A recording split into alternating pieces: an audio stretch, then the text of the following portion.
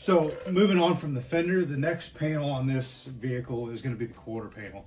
Now these Challengers are notoriously difficult to work on, especially this section right here. Reason being is behind this metal is a double panel, another piece of sheet metal essentially. So if you pull the interior trim back, there's a hole in there and you can get your hand in there. But man, there is a brace in through here that just, it's really hard to get a tool back there. To access the backside of this panel.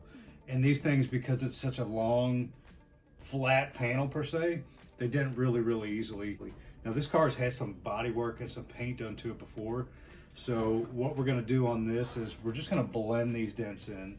Now what do I mean by blending?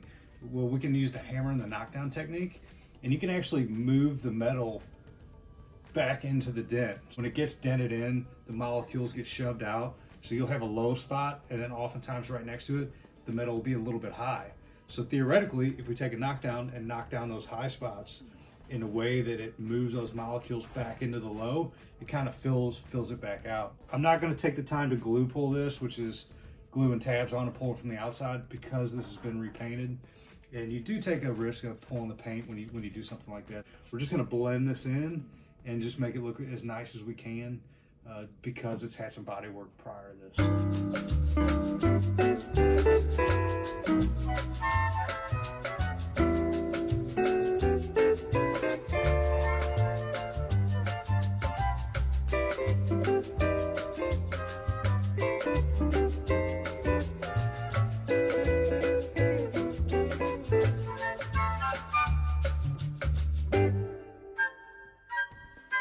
There was about 4 or 5 dents here.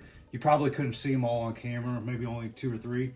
But as you can see, I kind of took the rubber end. This tip is made by Dent Craft. This is an R12. This is really good. It makes a nice soft hit for moving a lot of metal. And then this tip right here is made by a company called Willey, I believe.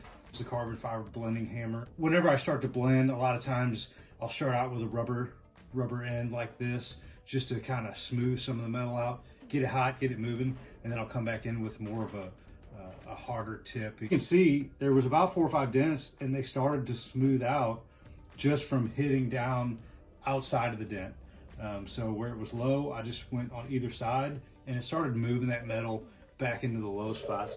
Blending's a really quick way to kind of go through and flatten things out, and then we'll move on to the next panel. So stay tuned.